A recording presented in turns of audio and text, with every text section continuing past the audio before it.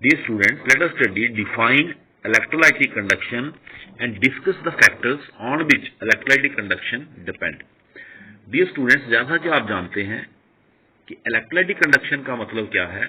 Flow of electric current through the electrolyte. Electrolyte के through electric current का flow करना. Solid state में electrolyte current carry नहीं कर सकता क्योंकि electrolyte में current कैरी होती है due to movement of ions. Ions की मूवमेंट से, और in solid state the ions occupy fixed position. Electrolyte current carry कर सकता है only either in molten state और in aqua solution. It mean electrolytic conductance is the flow of electric current through molten electrolyte और its aqueous solution. अब इसके आगे है factors. कौन से फैक्टर्स हैं जिन पे इलेक्ट्रोलाइटिक कंडक्टेंस डिपेंड करती है? इलेक्ट्रोलाइटिक कंडक्टेंस डिपेंड करेगी बच्चे एक तो नंबर ऑफ आयंस पे. नंबर ऑफ आयंस कितने दिए इलेक्ट्रोलाइट ने एक्वा सॉल्यूशन में, या फिर दूसरा डिपेंड करेगी उनकी मोबिलिटी पे. Mobility of what? Mobility of ions जो उसने दिए. नंबर ऑफ आयंस डिपेंड करते हैं डिग्री ऑफ डिस्टिलेशन पे. डिग्री ऑफ डिस्टिलेशन का मतलब क्या होता है? मैंने आपको पहले ही बताया हुआ है. डिग्री ऑफ डिस्टिलेशन होती है, इसको हम अल्फा से रिप्रेजेंट करते हैं. ये होता है कि नंबर ऑफ मोल्स डिस्टिलेटेड बटा number of moles added. Number of moles added, number of moles dissociated divided by number of moles added. जैसे आपने सपोज 4 मोल्स ऐड किए, डिसोशिएट 1 हुआ तो डिग्री ऑफ डिस्टिलेशन होगी 1/4. More the degree of distillation, जितनी degree of distillation ज्यादा होगी ions उतने ज्यादा बनेंगे, मतलब कंडक्टेंस उतनी ज्यादा होगी. Degree of distillation depend upon following factors. First is nature of electrolyte. आपने पढ़ा है concept strong electrolyte, weak electrolyte. Strong electrolyte जो कंप्लीटली आयनाइज होते हैं, वीक इलेक्ट्रोलाइट जो बड़ा कम आयनाइज होते हैं, है ना. तो हम कह सकते हैं कि nature of electrolyte determines degree of distillation and hence electrolytic conductance. More stronger the electrolyte, higher will be the degree of distillation, more will be the number of ions, more will be the electrolytic conductance. Example के तौर पे HCl और HF under similar condition, water solvent लिया हमने, HCl is 100% distillated, HF is just 1% distillated. तो naturally electrolytic conductance in water under similar condition किसकी ज्यादा होगी? HCl की या HF की? HCl की. दूसरा नेचर ऑफ सॉल्वेंट. हमने ये देखा है कि जो इलेक्ट्रोलाइट्स हैं उनकी जो आयोनाइजेशन है वो पोलर सॉल्वेंट में ज्यादा बेहतर होती है. More polar the solvent more the ionisation. क्यों? क्योंकि जो पोलर सॉल्वेंट होता है वो अपने डाइपोल्स की मदद से आयंस को सोल्यूशन में स्टेबलाइज करता है and it helps in ionisation. जैसे एग्जांपल यहां पे दी हुई है, HCl को आप वाटर में डिसॉल्व करें, HCl को बेंजीन में. HCl in water 100% distillated, HCl in benzene less than 1% distillated. तो clearly this example clearly shows that nature of solvent is a deciding factor in degree of distillation. Next is concentration of solution. Ostwald dilution law आप 11th में पढ़ के आए हैं.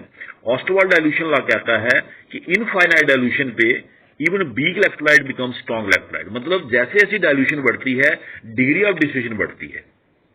Dilution बढ़ने का मतलब है कंसंट्रेशन ऑफ सॉल्यूशन कम होना, मतलब सॉल्यूट कम सॉल्वेंट ज्यादा. तो lesser the concentration lesser the concentration. Concentration अगर कम होगी more will be the dilution, more will be dilution. Dilution उतनी ज्यादा होगी, डिग्री ऑफ डिस्टिलेशन उतनी ज्यादा होगी. Next factor on which degree of distillation depend that is the temperature factor.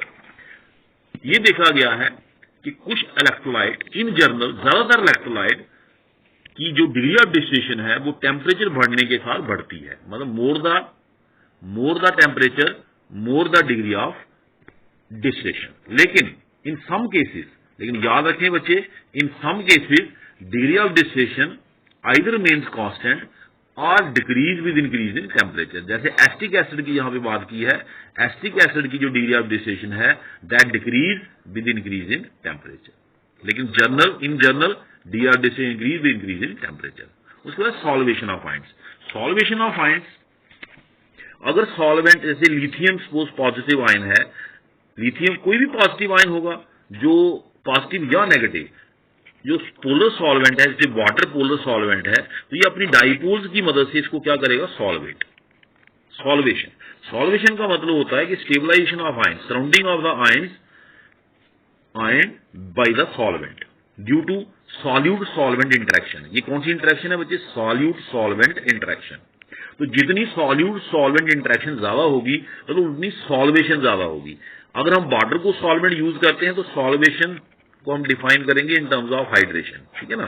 तो उतने ज्यादा वाटर मॉलिक्यूल हमारे आयंस को सराउंड करेंगे, तो साइज ऑफ आयन इंक्रीज होगा।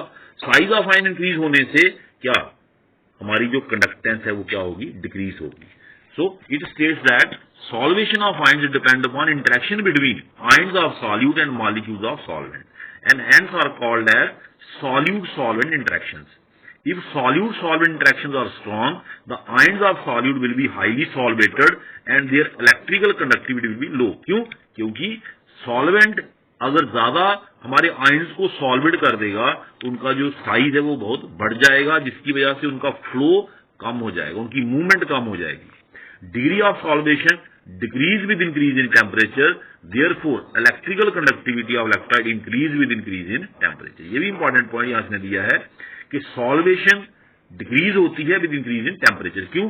क्योंकि टेम्परेचर जो होता है वो अट्रैक्टिव फोर्सेस को वीकन करता है। टेम्परेचर बढ़ने से अट्रैक्टिव फोर्सेस कमजोर पड़ती हैं, तो सॉल्वेशन भी कम होगी। तो डिग्री ऑफ डिस्टिलेशन क्या होगी बच्चे, डिग्री ऑफ इलेक्ट्रिकल कंडक्टिविटी क्या होगी, इंक्रीज होगी। उसके बाद अगर विस्कोसिटी ऑफ सॉल्वेंट, ये तो पता है आपको, घनापन, सॉल्वेंट का घनापन। अगर सॉल्वेंट आपका ज्यादा विस्कस है, घना है, तो उसमें से आयंस का मूवमेंट स्लो होगा। तो more the viscosity of solvent laser will be the electrolytic conductance. लेकिन याद रखें अगेन, टेम्परेचर बढ़ने से विस्कोसिटी घटती है। If we increase the temperature viscosity decreases. तो मतलब क्या होगा बच्चे, विस्कोसिटी अगर कम होगी, mobility of ion increases and hence conductance increases. And the last factor is temperature.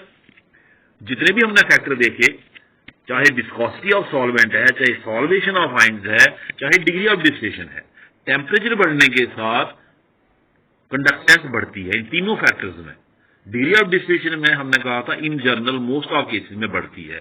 Solvation में हमने कहा टेम्परेचर बढ़ेगा, सॉल्वेशन क्या होगी बच्चे, कम होगी, तो नेचुरली कंडक्टेंस बढ़ेगी, आयंस का मूवमेंट फ्री होगा।